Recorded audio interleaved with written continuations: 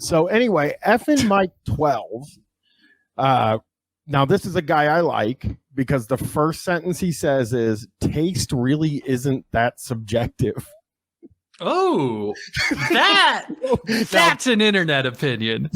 That's a fucking Okay, wait opinion. a second. So taste isn't subjective. So Yeah. Great opinion. It's the best opinion I've ever seen.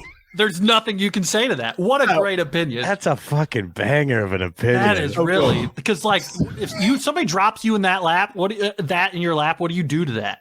Nothing. He goes, of course, there are 3 classes of tasters / taste buds. I fall into the high end of that spectrum. I love this guy. Wait a second. Wait. I'm trying. Listen, I'm dumb. It is not subjective, so it's objective. It's objective, yeah.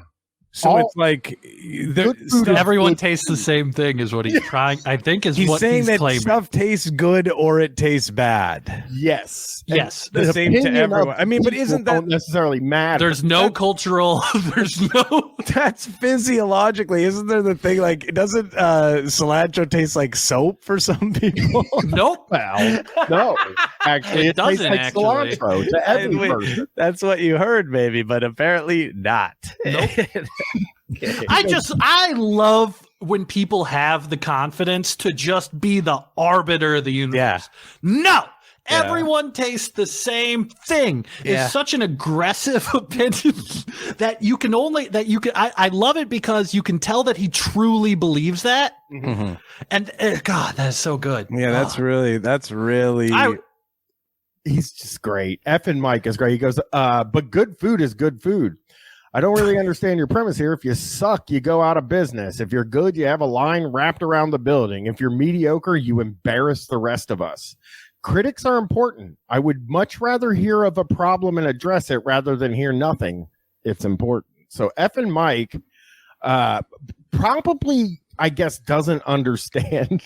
like he sees the world in such black and white that I think I kind of admire him. I'll bet you there's not a lot of subjectivity to him, and he's always yelling at people. Yeah, I guess he just, I mean, that's danger, like a very dangerous mentality that like everybody is experiencing the world exactly the way I am. It's the kind of confidence to like walk into Best Buy barefoot and go, no, I'm allowed to do this. I'm allowed to be here.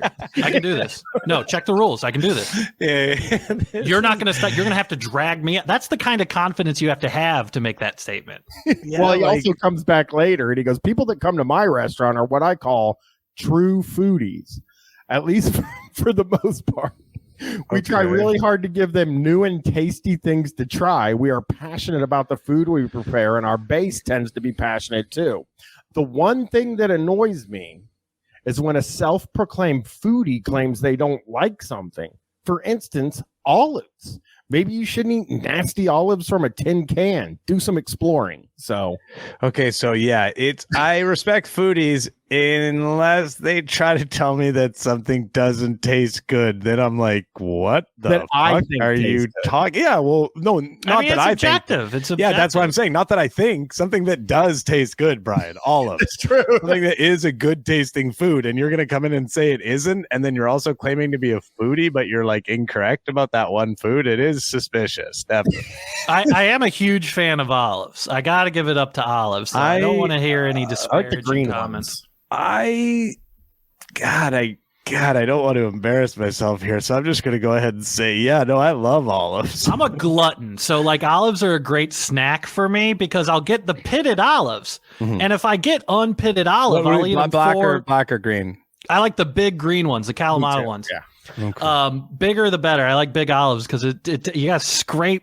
I like the seeded ones, and you'll get a whole bowl of them. You can eat those olives. It'll take you 30 minutes to eat like 200 calories worth of olives. I love that. Okay, that it has like a function, a snacking function for you as well. I used to love olives. The truth is, like I used to love them when I was a kid, and then something happened when I got older that I just stopped. Like I don't hate them, but I don't love them anymore. You regress.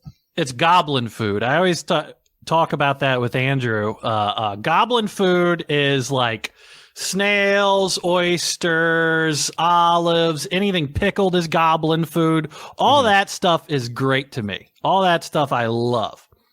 Snails. You guys ever have snails? What are you, a goblin? I haven't Wonderful. had snails. That's escargot, right? My daughter had them in France when she was there recently and was not high on them. They're like snot butter. You got to lean into it.